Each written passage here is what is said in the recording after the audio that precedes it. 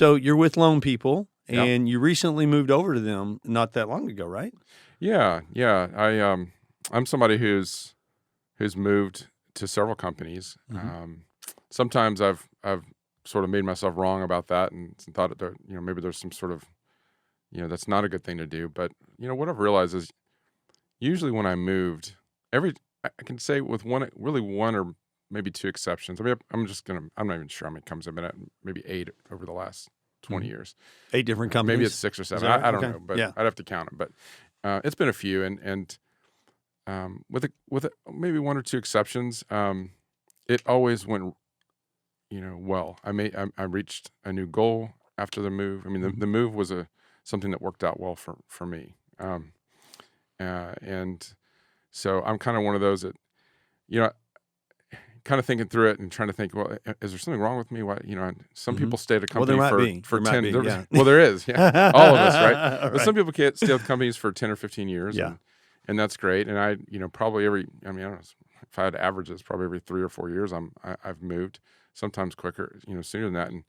And so I thought, I was like, well, is this a problem? And what I realized is, and I think this is true, I don't have any data on it, but if you look at even like CEOs of companies, they often move around. And I think for me, what it is I'm always up for a new challenge. Okay. When I reach a certain level, or goal, or accomplish a goal, watch out, because I'm probably going to make a course correct or make a course change. Okay. And I think that's a pretty cool attribute to have, and be goal sort setting. Goal setting is big for you. Goal setting, but also being willing to try new things and take some risks. I mean, risk taking is definitely high on my list of what I would consider strengths that not everybody has. Yeah. Not everybody wants to take risks. And they don't want to, and I think that talking a little bit about that today, it is about taking risks. What we do, in the mortgage world, we're our own boss, so to speak. We're entrepreneurs in a lot of ways.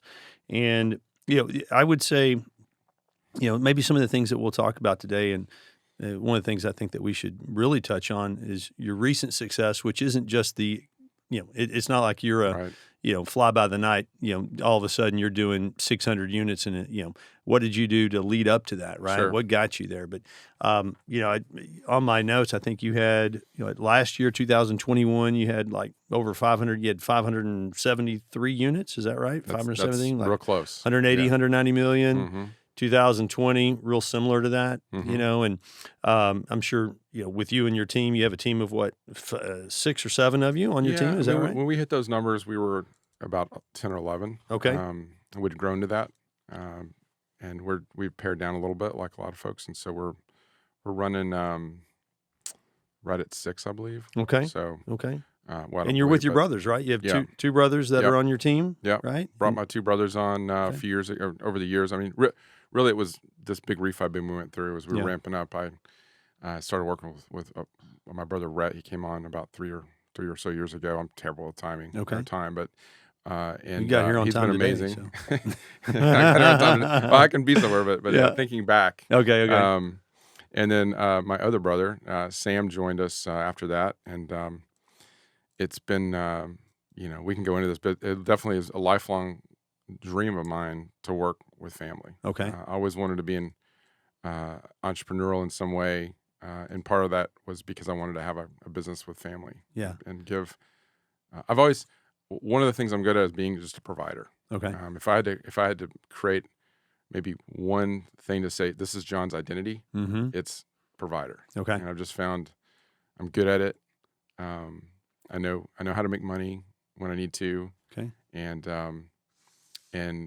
what fulfills me is seeing, my efforts benefit somebody else.